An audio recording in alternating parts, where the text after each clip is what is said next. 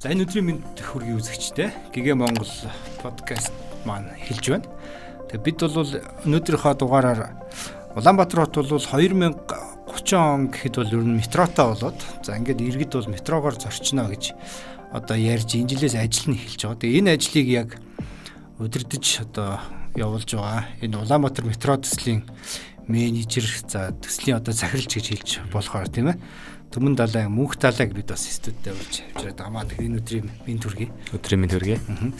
Тэгэхээр яг хоёлоо бол метроны талаар их одоо ярилцъя гэж бодлоо. Тэгээд өөрийн чинь хувьд бол бас Японд одоо сургууль төгссөн энэ метро барих ажлыг яг гар бие оролцож ингэж одоо удирдах ажиллаж исэн ийм туршлагатай хүн гэдэг утгаараа бол энэ Улаанбаатар хотод метро барих энэ ажилд одоо урилгаар ирж ажиллаж байгаа гэж би бол одоо би ч энэ үзэгчд одоо их ойлгож байгаа тийм. Тэгэхээр эхний асуултыг би ингэж сумаар байна л да. Ер нь Улаанбаатар хотод метро барина гэдэгтээ ер нь хэр итгэлтэй байгаа юм? За би яг одоо хувийнхаа үднээс бол одоо 100% итгэлтэй байгаа. Тэр ч үднээсээ одоо Япон компанид олон улсад бас ингээд ажиллаж исэн карьераа орхиод яг хувийн хувьд бас энэ бол бас л нэлээд эргэлзэж те бас нэлээд бодож иж гаргасан шийдвэр.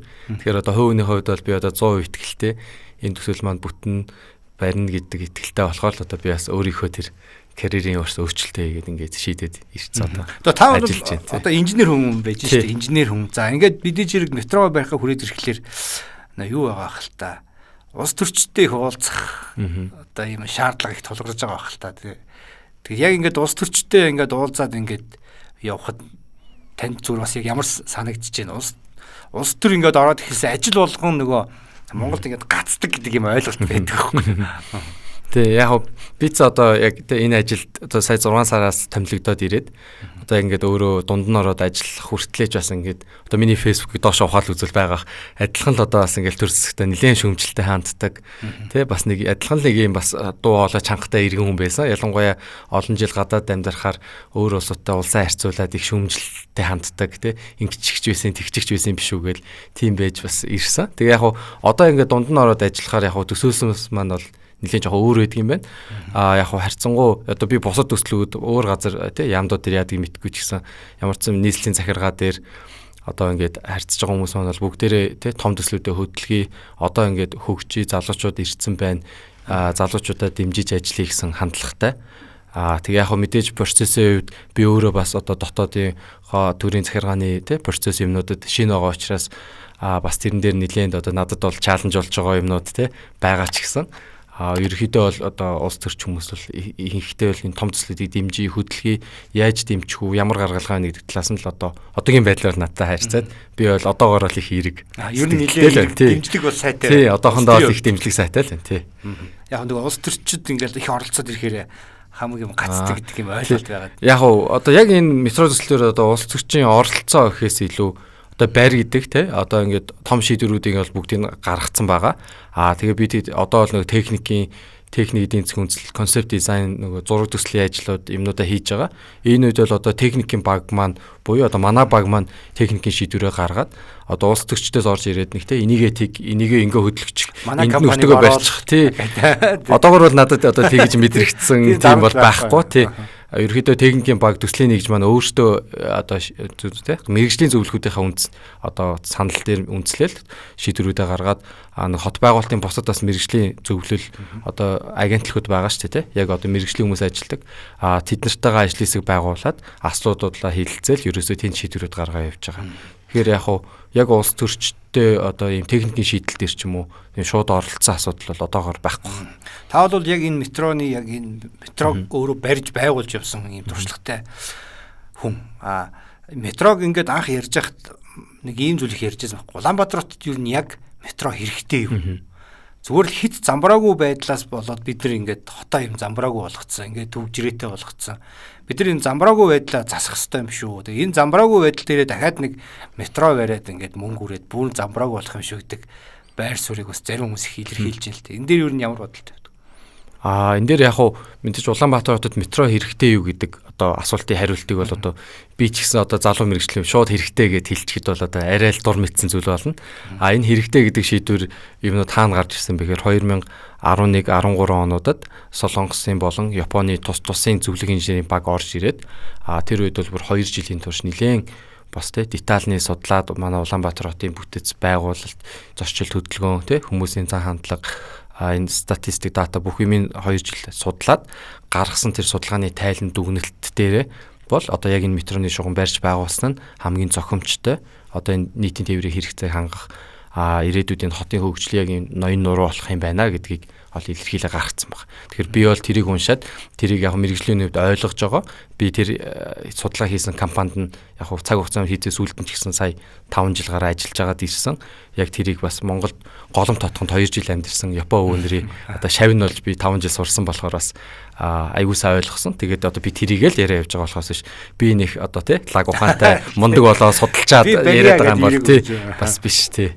Одоо метрог барих чинь баг 2.4 тэрбум Америк доллар гэж төсөөл үзэж байна. Энэ мөнгийг юу яаж босгох вэ? Тийм бас үзэгчид сонирхолтой байж магадгүй тий. Яг одоо манайх шиг хэмжээтэй эдийн засгтай болсод ийм томоохон хэмжээний төслүүдийг хэрэгжүүлэхэд мэдээж олон төрлийн санхүүжилтийн схемүүд, аргачлалууд дэлхий дээр байдаг. Манайх ч гэлтгүй маш том төслүүдийг хэрэгжүүлж байгаа зөндөө байгаа. Тэгээ энэ дээр бол яг хүмүүс нэг юм ингээд үний ингээд шууд шашиг харж гараа тий 2 ч юм уу 2.4 ч юм уу 2.7 3 тий 1 тэрбум 2 тэрбум гэдэг юм олон их 80 төгрөгийн таахаар нэг дор нөгөө өөрсдөө худалдаа хийдэг шиг ингэж бодоод айгүй их мөнгө юм биш үү эдийн засаг шууд эмчих юм биш үү гэж боддог. Манай зөвлөлийн жишээ нь төсөл маань 2030 оны 9 сар хүртэл үргэлжлэхэд төлөвлөгөөтэй. Тэгэхээр юу гэсэн үг гэхээр 5-аас 6 жил энэ мөнгө маань багаар одоо зарцуулагдана гэсэн үг. Ингээд жилд нь хоогаа бодвол бас тий нэг дор тийм чих хэмжээний өндөр үнэтэй мөнгө биш. Тэгтээ мэдээж улсын хувьд ганц метро гэлтгүй олон төсөл хэрэгжүүлж байгаа учраас санхүүгийн хувьд мэдээж дотоодоос өөртөө төсвөөсөө 100 ингээд санхүүжүүлэх нь эрсдэлтэй. Валютын тэнцэл, тэгээ макро эдийн засгийн хувьд. Тийм учраас иймэрхүү ялангуяа энэ байгаль орчинд ээлтэй тий илүү хүмүүнлэг иргэндээ ээлтэй энэ том хэмжээний хотын төсөл хэрэгжүүлж байгаа үед бол гадаадаас олон төрлийн хөнгөлттэй илүү одоо тий нөгөө дэлхийн нийтээрээ тогтсон 17 доктортой хөгжлийн зорилт байгаа. Тэгэхээр энэ зорилтуудыг одоо биелүүлэхийн төлөө хэрэгжүүлж байгаа төслүүд учраас олон улсын байгууллагуудаас илүү санхүүгийн дэмжлэг ийм юмнууд маш их орж ирдэг. Ийм юмнуудаар илүү төслүүд хэрэгжүүлдэг. Одоо BDT хамгийн сайн мэдгэн шинэ нисэх онгоцны буудлыг чинь Япончуудын нэг хөнгөлттэй зээлээр бидэд 600 сая доллар болсон баг тий. Бас зарцуулаад хэрэгэлсэн. Одоо тэрийг эргээд төлөөл явж байгаа бага хэмжээний хүүтэй. Тэгэхээр бид яг иймэрхүү механизмаар олон улсын хөнгөлттэй зээл тий иймэрхүү санхүүгийн механизм гаргаад одоо төслөө санхүүжүүлэх гэдэг зорилготой байгаа. Тэгэхээр яг татвар төлөгчдийн мөнгөөр шууд биш мэдээж явандаа бид урт хугацаанд нэг 20-од жил ч юм уу ингээ эргүүлээд төлнө багаар тэр бол улсынхаа төсөвт ингээд багаар суугаад төлөгдөө явна. Тэгэхээс биш нэг дор шууд төсвөөс одоо маягээд одоо тий их хэмжээний валют гаргаад явчихгүй яг тгий санхүүжүүлээл гэж одоо та сайхан мэдээгээр харсан бах. Английн нөгөө одоо тий экспортыг дэмжих зээлийн кредитийн сантай энэ төр харилцаад одоо ингээд баталгаа гаргуулъя. Тэгээд тэрийг үндэслээд маш хөнгөлттэй бага хүүтэй яг англичууд англи хэлний газар зээл авч байгаа юм шиг тийм баталгаатай бага хүүтэй зээл авъя ч юм уу. Одоо ингээд олон төрлийн их усүр судлаад ингээ харилцаал явж байгаа гэсэн үг одоохон. Энэ жил баг 33 тэрбум төгрөг гарахаар байлоо тий.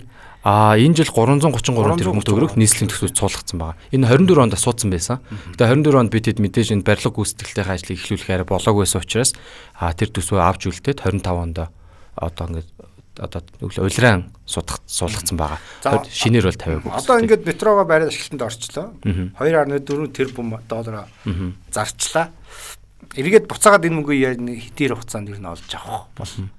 Яг хөө эндээ нөгөө санхүүгийн болон эдийн засгийн хоёр тооцоол бидэд хийгээд ингээ явж байгаа. Санхүүгийн тооцоолоор бол бидэд нөгөө билетийн үнэ хэдэн төгрөгөөр тавихаас эхлэж шалтгаалаад магадгүй нэг 15 жилээс 30 жилийн хооронд ч юм уу тий иргэн төлөх боломжтой энэ төслийнхөө өөрхөн зардлаар зөрүүлээд метро байгснаар манай хотын эдийн засагт өөр ямар иргэн нөлөө үзүүлэх вэ гэдэг тооцоо нь бол тэрнгээр нь тооцоод үзэх юм бол 5-6 жилийн дотор бол өртгөө нөхөнө гэж үзнэ. Тэгэхээр тэр нь нөгөө нэг одоо тэр Улаанбаатар метро гэдэг компани ч юм уу нийслэлийн банкны дансанд орж иж байгаа мөнгөөр биш нийслэлийн нийт иргэд маань өөрөө төгжрлээс болж ямар их одоо эдийн засгийн хохирол амсаж байгаа үлээ те өдөрт алдаж байгаа цаг хугацаа машины зардал те энэ бүгдийг хотынхоо иргэд болгоноор хэмнэж байгаа гэдэг утгаар хотын эдийн засгаараа харж бид төслийн үр ашгаал илүү үнэлж байгаа гэсэн үг. билет нь юу хэд байна гэж үзэж байгаа. Тэрийг бол одоо 2030 онд метро маань ашиглалтанд орох үед иргэдийн урал маань хуралдаж тогтооно. Тэгэхээр бидэд одоо өнөөдөр тэд гэдгийг шийдэх боломжгүй. Автобусны билетийн үнэгдсэн тэгээ шийддэг шүү дээ. Тэгэхээр яг л тэгж тогтооно гэсэн үг. Одоо ахын хэлэх арай болоо. Гэхдээ нэг дөнгөж энэ метроны ажил эхэлж байгаад нэг хэд үлээ нэг 2000 төгрөг жилүү гэл нэг үн яригадаад идэг гэсэн тий. Тий яг хүмүүс нөгөө яг тэзүүгийн материал ингээд нийтэд тавигдахаар тэрэн дээрээс судалгаа хийсэн тоонуудыг хараад шууд нөгөө ингээд яг шууд тэд болно гэдэг ингээд мэдээний гачиг тавьчих хүний анхаарлыг татаад байгаа юм л та. Тэзүү бидний судалгаан дээрээ болвол тэд үйл ингэн эд үйл ингэ шүү гэдэг л судалгаа одоо нэг тий сценарио гэдэг шүү дээ тий ингээд гаргаж тавьж байгаа гэсэн үг. Тэгэхээр шийдвэр гаргагчдад бид тэрийг танилцуулна. Шийдвэр гаргагч нар тэрийг ёстой нэг улс төрчид маань тэр үед шийднэ гэсэн үг байхгүй. Тэгэхээр одоо шууд шийдэх бол боломжгүй. Хэлэхэд арай их тоо. Одоо метро бариад эхлэхээр зөв миний нөгөө одоо ойлгож байгаа маш том өрмөн одоо ийм машин орж ирээд газар давар ухаад ингээ өрөмлөд юм ухагч эхлэх бах тийм нэг юм бөөринг юм ингээ хэлээд би бас нөгөө Францд явж байгаад тэр Эвлийн цамхгийн яг хойхон талд нь тэр Францын Парис хотод барьж исэн метроныхоо нөгөө том өрмийг ингээд музей болгоод тавьсан байт юм билээ л дээ. Манай хотын одоо метрог энэгээр ухсан гэдэг. Миний төсөөлж байгаагаар бол яг нэг тийм том хэмжээтэй одоо өрөм орж ирээл ажил ихтэх бах л та. Тэгээд энэ яг ухаад ингээд энэ одоо хонгилхүү түнэлэхгүй энэ монголоор бол хонгил юм да. Энэ хонглыг ингээ ухах тэр бөөрнгийн юм ингээ ажиллаж эхлэх яг энэ хугацаа яг хизээнээс ер нь эхлэх болно. За тэр хугацаа бол 26 оны зуны улирал эхэлнэ гэсэн үг. Яагаад гэвэл 25 оны намар одоо шалгарах тэг гүйцэтгэгч маань наривчлан зураг төслөө өөрөө хийгээд тэг тэрнийхээ үндсэндээ барилгын ажил эхлүүлэх байхгүй. Харин наривчлан зураг төслийг тэр компани өөрөө хийнэ. EPC гэрээгээд аны нөгөө олон улсын FIDIC-ийн гэрээний зарчмынхаа Silver Book-ээр бидэд FIDIC turnkey-гээр хийгээд тэгж байгаа EPC гэрээ. Тэгэхээр 25 онд бол тэр ажил хийгдэж амжихгүй. Би тэр нөгөө монголчин нэг онцлогтой шүү дээ. Өвөл нөгөө барилгын ажил гадаа ноётой ажил хийж болдгоо. Ингээд зуны үйлдэл богинохон. Тэгэхээр бидэд энэ мөчлөгийн төлөвлөлтөө яг энэ улиралтай маш сайн тооцож оруулаад 25 оны намар орж ирээд нөхдөөд одоо зөвхөн суур ихний бэлтгэл ажлуудаа хийгээд тэр яванда тэр явцтай зэрэг зураг төслийн багийн цуг орж ирээд яг өвлжингөө цуг өвл барилгын ажил хийхгүй үедэр нөгөө наривчлсан зураг төслүүд яг гоё сайн бас хугацааг нь олох хэрэгтэй шүү дээ. Тэр хүмүүс чинь зураг төсөл хийхгүй бидэд яаруулаад байвал ер нь бас тий онцгой туршлагууд байна. Тийм болохоор яг энэ өвлийн үйлрэлтэй наривчлсан зураг төслүүдээ хийгээд яг тэгээд том хэмжээний барилгын ажлууд маань 26 оны хавар дулаан орохоор л эхэлнэ гэсэн үг. Тэгээд мэдээж түнэлийн ажил маань нэг доош нь ороод түнэлийн ажил маань ингээд хийгдэж эхэлсэний дараа болвол өвлийн үйлрэлт зогсохгүй ажил нь ягаад тэгэхээр тэр чинь газар доороос бид ойролцоогоор 10 км орчмын гүнд түнэлийн өрөмдлөгийн ажлыг хийх болохоор доор олон хөлтгөө болчдөг. Нэмэх нэг 8-9 температур Цельс руу орчихно гэсэн үг. Тэгэхээр бид өвөл зөнгөө түнэлийн ажлаа зогсолтгүй хийх боломжтой болчих. Түнэл доогуур ингээд ухчих дээгүр нь замын хаахгүй зүр явж таах уу? Нөгөө яг өртөөний хэсгүүд байгаа шүү дээ тийм хүн бууд суух метрон руугаа. Тэр хэсгүүдийг бол бид нэг яалтчгүй газрын гадарлуу гарч ирэх шат эскалатор те элеваторууд ингээ хийх ёстой. Тэгээд тэрнгээр бас бараа материал юмнуудаа зөөх ёстой учраас яг тэр хэсгүүдтэй болвол ил ухаад нэг хэсэгчлээд авто замыг хэсэгчилж хаа. Тэг нийтийн ногоон байгууламжийн тэрэг дүр зур ашиглаад тэг бидэд мэдээж төслөө тусгай буцаага буллаад бол төсөл дуусны дараа бол буцаад бүх юм бол хэвэндээ орчин. Тэгэхээр яг тэр хэсгүүдтэй бол баг зэрэг хөдөлгөөн тодорхой хэсгүүд таана. Тэр нь тэгэхээр Улаанбаатар хотод нэг 15 байршил гэсэн үг. Ойролцоого 1.3 км дунд л нэг удаа тэгж хаана. Тэгэхээс биш яг үндсэн түнэлээ ухахад бол дээгүүр нь ямар ч нөлөө үзүүлэхгүй. Дээгүүр нь зүгээр явж байх юм байна те. Яг нөгөө яагаад нэг асуусан ихлэ манай Улаанбаатар ч ингээд түгжрээнээс одоо хүмүүс ингээ маш их айдаг болчихлоо шүү дээ. Тэгээ ингээд нэг газар хэсэгкээ ингээд зам хаагаал тэнд бүглэрэхэд л одоо бөө юм болдог шүү дээ. Энийгээ ингээд тэр эртгийн хийж авахгүй яасан ингээд яг хичээл сургууль эхлэх болохоор ингээд зам хаагаал ингээд тэгээд нөгөө яг ийм том төслүүдийг ингээд дэлхий дээр ингээд гацсан тохиолдлууд бас их байна шүү дээ. Тэгээд яагаад гацсан ингээ харахлаа нөгөө нийгмийн дэмжлэг, олон нийтийн дэмжлэг ингээ байхгүй, шүүмжил их дагах юм бол ингээд цогсчдаг нэг юм тал байдаг юм лээ. Тэгэхээр тэрийг бол одоо яаж зохицуулах вэ гэж одоо асууж байгаа. За энийг бол маш их сайн ойлголоо. За ингээд түнэлээ ухлаа, доогуур дээгүүр ингээ бүх юм бэлэн боллоо. Одоо метро гэдэг одоо машин маань ирнэ шүү дээ нөгөө. Одоо машин гэх юм бүрэлдэхүүн тий. Одоо богоон гэсэн үг. Богоон маань ирнэ шүү дээ. Тэр богооныг одоо яаж сонгож авах вэ? Энд бид нөгөө ерөнхий нэг гүйцэтгэгч тодруулна. Тэр маань ингээд иж бүрэн бүх үйлчлэгийг хийн гэсэн худалдаа авалт зураг төсөөл тэ наривчсан зураг төсөөл барилгын ажил. Тэгэхээр бид одоо 8-аас шалгуулах гүйцэтгэгч маань ерөөсөө метрог ашиглалтанд оруулаад бидэрт нөгөө төлхөө гардуулах гэдэг шиг тэ. За ингээ хөдөлж шүү гэдэг ингээ хүлээлгэж өгтлөө. Тэр нэг одоо байгууллага маань орж ирээд тэр бүх ажлыг иж бүрнээ хийж өгнө гэсэн. Бид нар одоо чинь богоно яах вэ гэдэгтээ тендерийн материал бид нар яг ямар хөө богоо хүсэж байгаагаа тусгаж өгөөд тэгээд шалгарсан байгууллага маань орж ирэл тэрийг бас оруулж ирэл одоо ажлуулаад тестлээ дуршлаад ингээд өгнө гэсэн. Олон улс гэхдээ ер нь ингэдэг бах те ингээд шууд очиод нэг дэлгүүрээс харж худалдаж авч. Тэгэхгүй шүү дээ тий. Манай зориулж үйлдвэрлэж өгнө гэсэн үг ер нь бол одоо тий. Тэгэхээр нөгөө наривчлсан зураг төсөл гэдэг нь тэр ихгүй. Тэгэхээр тэр богоон ч гэсэн одоо ингээд ил шууд те A1 A2 загвар гээл одоо Land Cruiser 300 400 200 гэдэг шиг тийм биш. Одоо яг мэдээж суур загварууд байгаа. Тэрэн дээр манай цаг агаараа онцлог те тэр хэрэглэгчийн шаардлагад нь нийцүүлээд одоо модернизац гэх юм уу зарим юмнуудын тохируулаад тон төхөөрөмжийг тааруулаад тэгээ яг манай зориулаад үйлдвэрлэж өгнө гэсэн үг. Ямар өнгөтэй байх. Тэр зааж өгсөн. Тэрийг одоохондоо зааж өгөөгүй л. Тэрийг өстой олон нийтээс төхүүлээд ирэхээр магадгүй олон нийтээсээ бас санал асч байгаа. Өнгө бас их сонин шүү дээ. Одоо бол яг метрогийн зураг тавихаар нэг цэнхэр метроны зураг л. Тийм заримдаас нэг улаан зураг яваад байгаа. Тэгээд чинь нэг Улаанбаатар гэдэг хотын нэртэй болохоор бас заримдаа улаан яваад идэг гэж магадгүй. Доторх загвар нь ер нь ямар хөө байх бол ер нь төсөөлвөл. Бид аль болох нөө минимал одоо тий бид чинь нэг тийм одоо айхтар баян болсон шүү дээ. Одоо тэгэхээр аль болох олон хүн тухтай тэгээ нөгөө universal design гэдэг концептыг бид барьж байгаа. Энэ юу вэ гэхээр одоо нөгөө бүх төрлийн хүмүүст үйлчлэх нэг дор үйлчлэх боломжтой, хамтдаа үйлчлэх боломжтой л дизайн буюу одоо шалан одоо давцантайгаа яг нэг төвшөнд тэгэхээр тэрэгцтэй хүмүүс, хөл муутай хүмүүс энэ төр сууж буухад саадгүй. Тэгээ дотроо орохоор ч гэсэн аль болох яг суудал багтай. Тэгээд тэрэгцтэй хүн зогсдог нөгөө тэрэгцтэйгээ ингэ байж ах боломжтой хэсэгтэй. Тэгээд нэг цөөхөн хэсэгтэй болохоор яг одоо өндөр настан тэ нөгөө priority гэдэг шүү дээ тий. Өндөр настан жирэмсэн хүмүүс ч юм уу ийм хүмүүс суух зориулттай. Үлцэн ихэнх хэсэг нь бол мэдээ зогсоод явах. Метроны онцлог нь өөрөө нөгөө тэр метронд хүн суугаад удаан явахгүй байхгүй. Ерөөсө толгоотоос амгалан нэг хэсгээс нөгөө хэсэг явахтад л бид 31 минут л зарцуулна. Гэтэ мэдээж тэгж явах юм бол маш бага шүү дээ. Ихэвчлэн хотын захаас төв рүү орон төвөөс зах руу явах. Дунджаар нэг хүн ойролцоогоор 17-оос 21 минут л явах юм. Ихтэл тэгэхээр нөгөө хүмүүс нэг тэгж айхтар тухлаад байх шаардлага байхгүй. Суугаал хүссэн газар богино хугацаанд хурдан яваад буучж байгаа болохоор.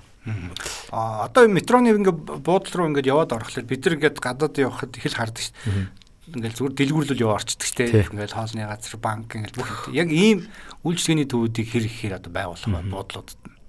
Бид тэрийг нөгөө энэ тээвэр суулсан хөгжил буюу TOD концепт гэдээ бас яриад байгаа. Илүү одоо Азийн улсууд бол илүү тэрнгээрээ одоо хүмүүс маань их аялдаг хүмүүс бол зөрөг нь одоо анзаарч байгаа тийм байдаг. Илүү Европын хуучны хотууд маань болохоор метроны нөгөө стейшны өртөөний барилга маань арай жижигхэн. Тэгээд ер нь худалдаа үйлчлэг арай бага. Яг дэлгүүртэйгээ холбогдсон байдаг шүү дээ. Яг бид одоогоор бол мэдээж өртөө болгонд тодорхой хэмжээний худалдаа үйлчлэгийн талбай байхаар тооцож байгаа. Тэгээ яг тэр нь бүр нэг юм айхтар том их дэлгүүр шиг биш. Илүү одоо жижиглэнгийн худалдаа одоо нөгөө үйл зөнгөө гадаа бас ингээл худалдаа эхэлж байгаа жижиг дунд бизнес эрхлэгч маань байдаг шүү дээ. Илүү тийм хүмүүс маань өртөөргөө ороод яг л тэр жижиг дунд худалдаа арилж байгаа хийх. Тэгээд зарим өртөөнүүд дээр болохоор бид хэд одоо энэ бол ингээд дид төсөл болоод дахиад энэ төслөөсөө салбарлаа явахаар байгаа. Тэгэхээр яг өртөөнийхөө байгууламжийн ойр орчмын магадгүй нэлийн хуучирсан барилгуудыг ч юм уу те эсвэл тодорхой хэмжээний газар чөлөөлт хийгээд яг өртөөн дээрээ суурилсан дээшэнэ дахиад их дэлгүүр том банк худалдааны үйлчлэгээний төв байхаар ингэж хийвэл одоо ялангуяа Япон ч юм уу, Англи ч юм уу улсууд бол ингэж бас метроныхоо төсөлтөөр суурлаад дараа нь бол энэ бол цэвэр бизнесийн төсөл болоо явчих жоохоо байхгүй. Ягаад тэгэхээр нэг өртөөн дээр өдөрт тэ бараг 200 мянган одоо Улаанбаатарт манай төсөл ихэд 200 мянган тэ дайрж өнгөрөхөр байгаа. Тэгэхээр нөөсө тэнд худалдаа үйлчлэгний талбай тэнд ингээд яг өртөөн дээр байгуулна гэдэг өөрөө л танд өсөөсөөгөө таны дэлгүүрийг чайжуур 200 мянган өдөрт өнгөрнө л гэсэн үг байхгүй. Тэгэхээр энэ бол асар өндөр ирэлт нөгөө бизнесүүд маш ашигтай ийм зүйл таталцал болчихж байгаа. Метроны буудалтай ойрхон орон сууцны нөрчлөөсөө явчих واخ та. Ерөөсөө ингээл өсөөл одоо метротой улсад байр түрээслээд одоо ялангуяа Япон солонгост амьдарч байгаа хүмүүс бол маш сайн мэдэндээ метроноос хэдэн минутын ялгах зайтай гэдгээр л ерөөсөө үйл хөдлөлийн үн бол маш амар зөрөөтэй хөдөлгөөн байдаг. За одоо метро маань тэгээ ороод ирнэ хин жолоодох уу? За эдрэл гараад хин засварлах уу? Нөгөө болсон хүчнээ бид нар бас яаж шийдэж байгаа вэ? Энэ бас нэлээд олон улсуудын кейс төр нэг тулгардаг асуудлууд. Бид чинь нөгөө мөнгөө шийдэж яаж метро барих уу гэж шаналаад явж байгаа л ашиглан ухсан ч одоо яана хинж болоод байгаа гэдэг юмруу орчдөг. Яг хоо харьцангуй манай бас төмөр замын салбарын түүх сайтай одоо 75 жилийн яваа тэмдэглэсэн. Тэгэхээр манайхаас дотооддоо бас тий төмөр замын салбарын мэрэгчлэлтэн бол байгаа салбар маань хөгжсөн тусгай дээд сургуультай шинжилгээ ухааны техникийн их сургууль дээр маань ч гэсэн бас энэ төмөр замын ангиуд байгаа. Тэгтээ би тэд бас нэг үүнийг тохиолдуулаад шинжилгээ ухааны техникийн их сургуультай одоо санамж жиг байгуулад Солонгосын бас нэг их сургуультай хамтраад ингээ гурвалсан санамж жиг байгуулад метро төсөл дээр суйрлаад би тэд боловсон хүчин шинээр нэмж бэлтъя. Тэн дээр нийслэл бас тодорхой хэмжээний дэмжлэг үзүүлье гэд би тэд одоо гэрээ хэлцээний шатанд явж байгаа. Ерөнхийдөө төлөвлөгөө бол жилд 200 хүүхэд сургаж төгсгөх 4 анги гэсэн үг. Тэгэхээр нэг ангид 50 хүүхэдтэй 4 анги болоод жилд нэг ойлцоор 200 хүүхэд хэлцэлтэй аваад дандаа инженери техник ажилчид бэлдээд ингээд төгсгөөд эхний 2 төгсгөлт нь 30 он гэхэд эхний 2 төгсгөлт нь дуусчих болов гарчих болов буюу 400-гээд Монгол мэрэгчлэлт маань гарчих болов гэж тооцож байгаа. Гэхдээ тэгээ энэ мэрэгчлүүдээ Солонгосын их сургуультай сүүлийн 2 жилийн сургаад тэгээ Солонгосын төмөр замын компаниудаас дадлага хийлгэж хагаад тэгээ туршлагажуулаад аваад ирэх гэдэг төлөвлөгөөтэй ингээ явчих. Ер нь манай одоо нэг энэ лайн дээр нь бүтнээрээ ингээ ажиллаж хичнээн хүн ажиллаж. За нөгөө одоо үйлчилгээний ажилтангаас гүйцэтгэх захирал хүртэл нэг ойролцоогоор 700 хүн хэрэгтэй гэдэг тооцоогсон баг тий. Засвар үйлчилгээ, иж бүрэн засвар үйлчилгээг өөртөө хийнэ гэж тооцож байгаа шүү тий. За одоо хүмүүсийн хамгийн их шүүмжилдэг нэг зүйлийг асууя. Та нар одоо цахилгаангүй ээжээж иргэдийнхаа ингээд орон сууцны цахилгааныг таслаад ээжээж яаж бүхэл бүтэн метро одоо ажиллуулах гэдэг юм бэ гэж нэг ярьдаг тийм ээ. Яг сая хот маань нэг цахилгаан станц барилаад одоо бөөрөлжүүд гэж Төв аймгийн уртхан талд бариад байгаа шүү дээ. Энэ хэр бас боломжтой одоо харагдаж байна. За нөгөө ерөнхийдөө хүмүүст нэг хэр хэмжээг нь ойлгоход мэдээж метро бол одоо тий тогоор ажилтдаг гэдэг бүгд аягуусаа ойлгож байгаа. Тэгэхэд метроны маань систем ажиллахад нэг 20-30 мегаваттын суурь чадал дээдл нь хэрэглэнэ. 20-30 мегаватт тий. Яг одоо Улаанбаатар Монгол маань нэг ойролцоогоор 1700 мегаваттын суурьсан чадалтай ашиглагдсан байгаа. Үйлдвэрлээд буцаага хэрэгжилж байгаа. Тэгэхээр энэгээр ботхоор нэг тий 2% орчим юм уу ихтэй тий. Тэгээ ботхоор нэг улсад маань бол одоо эцэг мөчний сүлжээнд маань бол нэг тийм дарамт бол үзүүлэх хэрэггүй. Гэхдээ найдвартай ажиллагаа болж чухал. Тэгээ яг нөгөө иргэдээ тогоо тасалж байгаа гэсэн бид хэд одоо нөгөө онцгой объектуудад бол нэгт тасалдгүй шүү дээ те мэдээж арай эсэл багтаагаас эхлээл ингээ хязгаарлалт хийдэг. Тэгэхээр хамгийн муугаар бодоод бид хэд нэмж их үсэ болохгүйсэн ч гэсэн бид хэд нийт 4 газрын нийт 2 талаасаа 4 шугамаар одоо их үсээрээ авж байгаа аавна гэж төлөвлөж байгаа. Тэгээд мэдээж нөгөө тусгай объект учраас одоо хамгийн сүүлдэл тог таслахаар тэгээд одоо тий 2-оос 4 станцтай ингэж холбогдох учраас аль нэг нэвтрлэхэд нөгөө талаас авчна. Тэгэхээр одоо тогны хязгаарлалтанд бол мэдээж метрогоо өртөглөхгүй. Гэхдээ мэдээж ганц метро гэлтгүй олон төслүүд угаасаа одоо тий эрчим хүч бол улсын хөгжилд маш шаардлагатай учраас нэгт бөөрөлжүүдийн станц маань энэ жил 150 мегаватт нь дууссан одоо өгч байгаа. Эх жил дахиад 150 дуусчихна. 27, 28 гээд 29 лөө. Гэхэд ямар ч 30 оноос өмнө бөөрөлжүүдэд бол 600 мегаваттын суурилсан чадал ингээ ашиглалтанд орчхоор төлөвлөгөөтэй хөрөнгө оруулалт юм шийдэгдсэн. Барилгын ажлыг үргэлжлүүлээ явж байгаа төсөл. Үүнтэй зэрэгцээд миний сонссноор би энэ салбарын хүн биш болохоос нарийн мэдгүй. Гэхдээ миний сонссноор Баян гээд бас газар 660 мегаваттын цахилгаан станц бас гадны хөрөнгө оруулалтыг баригдаж байгааг сонссон. Үүнтэй зэрэгцээд одоо бид нийслэл маань ТЭЦ 5 гэдэг төсөл бас хэрэгжүүлэх гээд бас нэг 300 мегаватт орчмын эрчим хүчний дулааны цахилгаан станц барих бас төсөл маань ингээд хийзүү хийгдээд бас Япончуудтай болон өөр гадныхантай бас нэлээд ярилцаа яваад байгааг сонссон. Тэгэхээр энэ төсөл манаас хэрэгжих бах. ТЭЦ 3 дээр бас төв засгийн газар маань Оросудтай хамтраад өргөтгөл хийя 200 мегаватт гэсэн баха тий. Өргөтгөл хийя.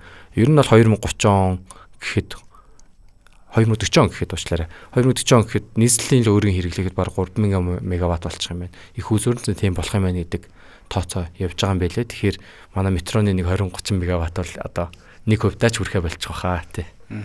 Ер нь яг метро маань нэг ийм шугам байгаа шүү дээ. Одоо нэг урт тэр дахиад өөр шугам ер нь явах одоо юу гэдэг метрогоо өргөдгөх тийм ер нь боломжтой байдлаар хийгдэггүй.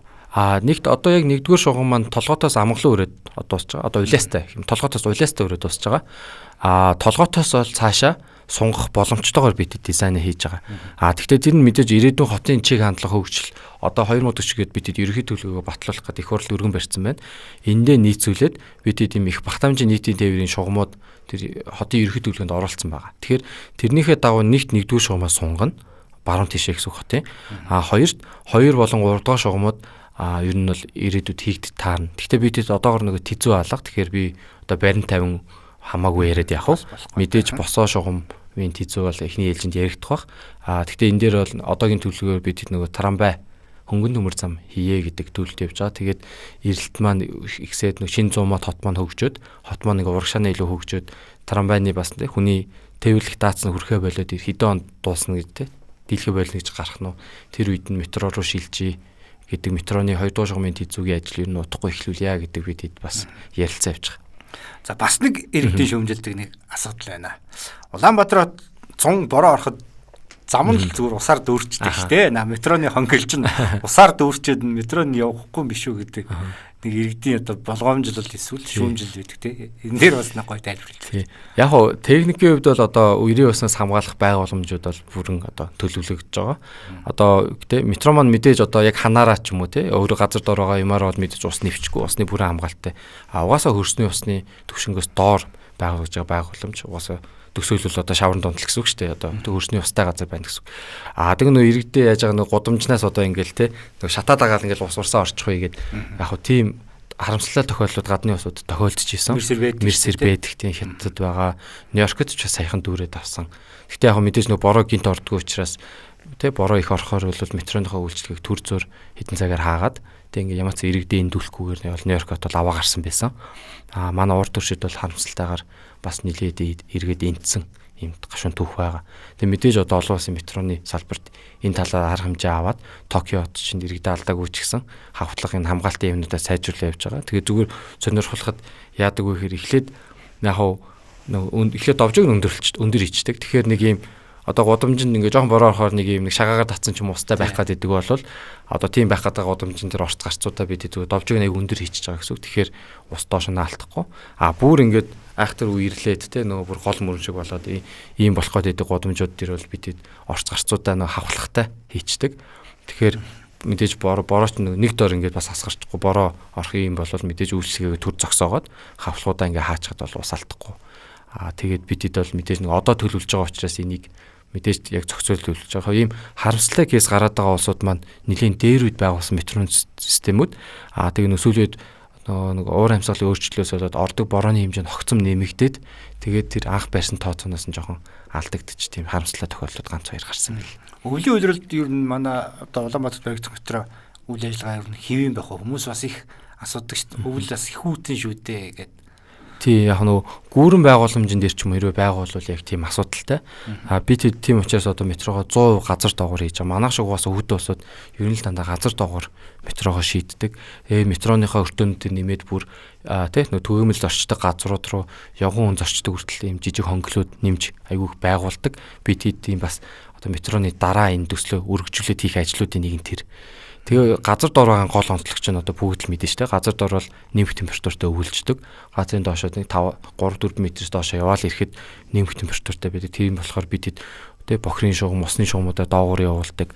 Зойрондоо төмсөө хадгалдаг тэ хөлдөхгүй. Тэгэхээр бид тийм метроны шугам бол дандаа нэмэх температуртай газар л явдаг гэсэн үг.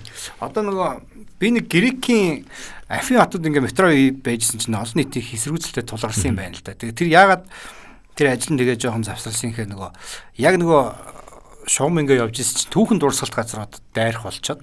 За тэгээд нөгөө түүхэн дурсгалт газраа эвдүүлэхгүйгээд ард иргэдний хэсэргүүцэлтэй. Тэгээд одоо манай дээр бас тийм тохиолдол гарч болдшгүй шүү дээ, тийм ээ. Та тэрэн дээр юу н ямар тооцоол хийж байгаа вэ? Миний өмнө ажиллаж исэн бас Турк Истанбулын төслөөр сети юм болж исэн. Болж исэн жоохон тийм болцсон төслөөр би орж хэсэг хугацаанд ажиллаж исэн. Яг ингээд доош ухаа явж идэл археологийн олдрууд олдоод тэнгуүч ерөөсөө төслөө удаашруулаад нөгөө археологчдынхаа багийг оруулаад нөгөө юу чи ингээд нэг жинхэнэ содгоор ингээд цэвэрлэлт юм билээ шүү дээ. Тэгж ингээд аюулгүй гаргаж авдаг олдруудаа. Тэгэхээр одоо метроны төслөө магадгүй ухаж байгаа газруудад гараад ирвэл одоо яг л тэгнэ.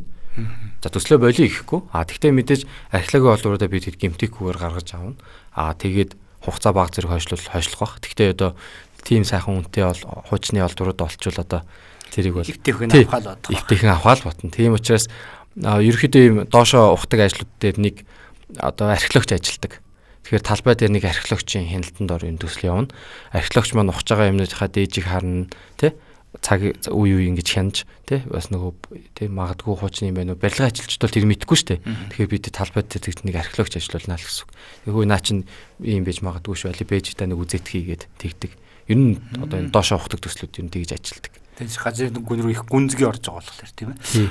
Одоо ингээд шуум явж явах ингээд таарсан одоо айлыг ч юм уу аж ахуй нэгж ингээд мэдээж нүүлгэх юм шаардлага үүсэх байх л та. Энэ нүүлгэлтийн ажил дээр бас их одоо асуудал үүсдэг юм шиг байгаа юм. Өөр улсуудыг харж байхад. Тэгэхээр энэ дээр бас одоо ямар тооцооллууд байгаа. Ер нь хичнээн айлыг нүүлгэх, хичнээн аж ахуй компанийг нүүлгэх ийм тооцоолол нь гарсан болоо. Гарцсан одоо бид ер нь иж бүрэн одоо тий наривчлсан биш гэсэн төслийн бүх цаар хүрээг ерөөхдөө нь бол одоо судлаад төлөвлөлтөө одоо ингээ гаргаад дуусч байгаа. Метро маань одоо улаан 1-р шугамын онцлог нь хөвчлэн их 50 нөгөнчлөгийн авто зам ногоон байгууламжийн доогоор явж байгаа учраас нэгт нөгөө зөвхөн өртөөнийхөө эсгүүдийг л ухах дандаа нийтийн талбайнууд байна. Тэгэхээр аж ахуй нэгж айлууд энэ нь бол барагтаа бараг байхгүй гэж яг метрын үндсэн шугамын турш яг одоо нөгөө ухах барилгын ажил өртөх. Тэгтээ мэдээж нөгөө бидэд барилгын ажил явж байгаа юм чинь тоног төхөөрөмжөө хадгалах нэг түр офисууд те ажилчдын амрах байр ч юм уу иймнүүд бол түр шаардлагатай. Тэр үед бол бидэд тэр орчмынхоо бизнесүүдтэй ч юм уу автомашин зохицуулуудыг ч юм уу түр хугацаагаар түрээс л чирэглэх асуудал бол гарна. Тэр талбайнуудаас бидэд тодорхойгоор ингээд те зураад бас хараад төлөвлөж байгаа. Яг нэг засвар үйлчилгээний төв маань нэг хотын захад байрлана. Засвар үйлчилгээний төв рүүгээ очихдоо нэг хэсэг газар нэг хэсэг одоо айлууд өртөж байгаа. Энийхээ бол ойролцоо нэг 50-аад айл байгаа. Тэгэхээр тэр айлуудтайгаа бол газар чөлөөлт тэг асуудал байгаа. 25 онд бид ер нь хийж нэг төлөвлөж байгаа. Шугам маань одоо яг инк 50-ны өргөнчлөгөөр бид нар одоо сайн мэдээ. Яг тэрний доогоор. Яг л тэрний доогоор. Яг л инк 50-ны өргөнчлөгөөр та нөгөө толгоотын инхчин худалдааны төв энэ төргээ байдаг шүү дээ. Тэрний замын урдаас эхлээл төв зам доогоораа л төв замаа дагаал яваад байна гэсэн үг. Яг хөө сонирхолтой Филиппиний Манила хот ч юм. Би нэг өөрийнхөө оролцож исэн төслүүдээс л ш татж байгаа шүү. Метрон төслийн тэргээд явхад нэг асуудал гарч исэн нөгөө зарим хэсэг маань айлууд доогоор явж исэн байхгүй юу? Одоо ингээ хашаа байшин тайлууд доогоор тэнгуү газар өмчлөлийн маргааны асуудал гарч ирдэг. Тэр айл чинь газрын өмчлөлтсөн байгаа. Гэхдээ газрын өмчлөл одоо манайх ч бас тийм газрын тухай л одоо тий газрын газараас дээшээ тэд доошоо тэдэн метрийн хувьд энэ хүний өмч маа гэж тодорхойлог байдаг. Тэгээ ботхоор ингээ төсөөлөхөр магадгүй хязгааргүй сансар доктор руу хязгааргүй доошоо дэлхийн корлоо хязгааргүй тэр хүн эзэмших гээд байгаа юм шиг тий. Тэнгүүд яг хуу илүү одоо бидэд газрын хуулиа 3D болгох шаардлагууд байгаа. Тийм нөхцөлд яг Манила тийм асуудалд гарч ирсэн. Нөгөө айл нь манай доогоор миний өмчийн доогоор явж байгаа юм чинь бид нар зөвшөлдөх хэрэгтэй гэдэг. Уус болохоор яг танаа газрын чинь хөндөөгүй тэр айл ямар ч нөлөөлөл мэдрэхгүй юм чинь та нарт хамаагүй гэдэг ч юм уу. Ингээд ийм маргаан гараад бас төсөөл нэлээд олон жил хойшилж исэн юмнууд байдаг. Тэгээд тэд нар яаж хийцэн хэр газрынхаа маргааныг одоо нөгөө газрын тухай өмчлөлийн тухай хуулиа дээд дот хязгаар тогтоож өгөөд тэгээд тэр хязгаараас нь хитэрж байгаа үед улсын стратегийн төслийг бол одоо улс өөрөө мэдээд хийнэ гэдэг зохицуулт гаргаад тэгээ ингээд төсөл нь үргэлжилж ирсэн. За хоёулаа ерөөхдөө ярилцлах цаг бас нэлээд өндөрлөг тийш ааж. Тэгээ яг би зүгээр нэг тань мэдвэх нэг яг ганц нэг юм асуучих. Манай үзэгчдэд сонирхолтой байж магадгүй. Метро маань нэг одоо юм богоон дотор ер нь хэдэн хүн суух юм бол тэгээд хичнээн юм урт одоо бидэд 20 м урттай 6 ширхэг богоон нэг цуваандаа явна гэж тооцож байгаа. Тэгээд 4 минут тутамд явна гэсэн үг. Хамгийн оргил үедээ. Оргил биш цагаар бол мэдээж 8-10 минут гэдэг ингээд зайнараа холдно. Начаал багтаа үедээ. Тэг нэг яг галт тэргэндээ нэг 200 яг нэг шахаац штэ тий. Суудлал бол нэг 35 орчим суудалтай. Яг шахаа цувахаараа нэг 200 жоохон гарan суун одоо зорчин гэсэн шүү дээ. Нөгөө бичлэгүүд их байдаг шүү дээ. Тийм Японд цагаан бэлэгтэй хүмүүсээр ингээд чихэж өгч байгаа таалга наачдаг тийм. Тэгээд суух юм бол магадгүй 220 30 4 минут тутамд нэг метро явна. Тэгэхээр нэг цагт нэг чиглэлд оргил үедээ 17,000 хүн зөөгч чадaltaй. 17,000. Тэгэхээр ерөөхдөө нэг дунд хэмжээний л метро гэсэн үг. Одоо хотуудын метро бол бүр томууд нь цуваандаа 10 тэг хэмжээ нөхшөө томроод ингээд ирэхээр бол цагт 20-30 мянгаар нь зөөдөг сол. Одоо Солонгос, Япон, Америкийн тий Нью-Йоркийн метро энэ төр бол тийм байгаа. Тэгээ яг манайх бол мэдээж тийм нэг эрэлт сүүлийн 90-20-30 жилийнхаа эрэлт тэр толгуурлал яг ийм тохиромжтой байна гэж тооцож байгаа. За төгсгөлтмээс нэг зүйл асууя. Манай Улаанбаатар хотод нэг ийм ажил яригадаад байгаа л да нөгөө дүүжин тээврийг ингээд та бол инженер хүн учраас би асууж байгаа шүү. Дүүжин тээврийг одоо нийтийн тээвэр шиг ашиглана гэж ингэж яриад байгаа. Тэгээ миний зүгээр ингээ ойлголтоор бол нэг юм цаны бааз юм уу эсвэл нэг юм аялал жуулчлалын бүс эсвэл тэр нэг өндөр уулын орой руу гарахын тулд дүүжин тээврийг нь голцоо ашигладаг шүү дээ улс орнууд. Тэгэхээр энийг нийтийн тээвэр болгож ашиглах нь юу н хэр зөв юм бэ? Тийм одоо тэгээ ашигласан газрууд юу нэр их байдаг юм бэ? Тий. Энд чинь нөгөө бүр 2010 хэдэн оноос тий. Нэлийн дээрээс ярьж байгаа шүү дээ. Би тэ өөрөө нөгөө цаана яргуулахыг хоббитой.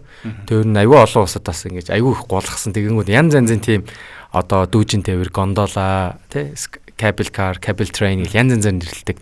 Үнэ аюу суух болгонд аюу хардаг гэсэн аахгүй нөгөө Монголд ингээд шууган болцоолохоор яадаг юм болоо гээл сонирхол тий тэгсэн газар байна уу гээл яг өмнөд Америкийн хотуудад нэлээд байдаг юм билээ. Бүр нийтийн тээвэр болц бүр ингээд хэрцэн айгүй олон уул юм руугаа ингээд явдаг дамждаг.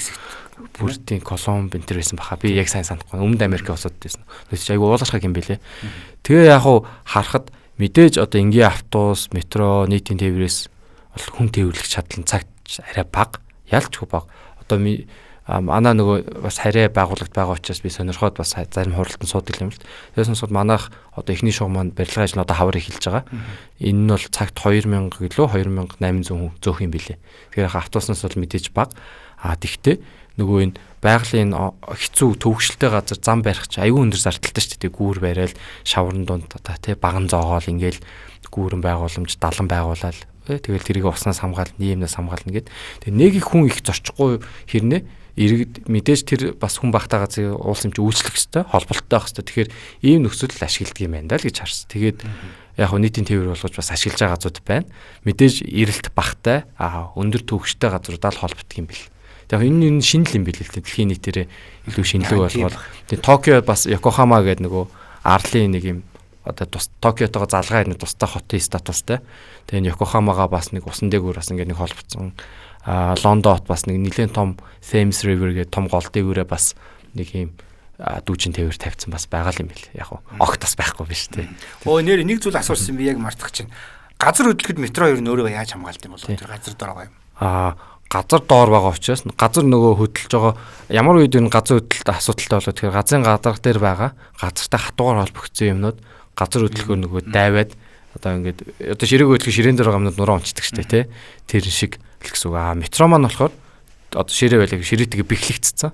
Одоо та ширээнийхээ одоо юу гэмтэй ширээн доороо одоо ингээд утас ч юм уу ингээд шүрвтэд боочдаг штэ тий. Метроны түнэл яг тийм л гэсэн үг байхгүй. Тэгэхээр газар хөдлсөн ч газар цуг хөдөлж идэг учраас газар хөдлөлтөнд бол нэг тийм аюул байхгүй. Аюул байх. Заашгүй. Инженеэр хэлсэн тий. Улаанбаатар хот ч бас нөгөө газар хөдлөлт идэвхтэй бүстэй байгаа. Тий, идэвхтэй бүстэй байгаа. Хүмүүс их хөдлөх өндөр эрсдэлтэй гэж ярьдаг тий. За баярлалаа маань л асуудал эрсдэлтэй. За ингээ бидний урилгыг хүлээж аваад бас цаг зав гаргаад энэ Улаанбаатар хотод хийж байгаа. Энэ бол зөвхөн Улаанбаатар хотын асуудал биш баг л та. Энэ Монгол улсын хувьд маш том юм төсөл одоо амжилттай хэрэгжүүлэхэд өөрийн туршлага одоо мэдлэгээ зориулахаар ирсэн танд бас юуны үзэгчтэй бас одоо баярлаа. Тэгээд танд маш одоо өндөр амжилт хүсье. Метро ч нэг 200 гаруй хотод байдаг гэвүүдээ тийм ээ. Дэлхийд цөөхөн байдаг. Тэгээд энэ том ажлыг бас амжилттай хийж хэрэгжүүлээд амжилттай дуусгаарай гэж танд хүсье өрөөе. Тэгээд танд маш их баярлалаа. За халуун дотооноор өгтөж асан та хэдэ баярлалаа. За ингээд үзэгч та бүхэнд Гигэ Монгол подкастын шинэ дугаар хүрлээ. За өнөөдөр Улаанбаатар метро төслийн менежер Мөнх Талаа оролцлоо.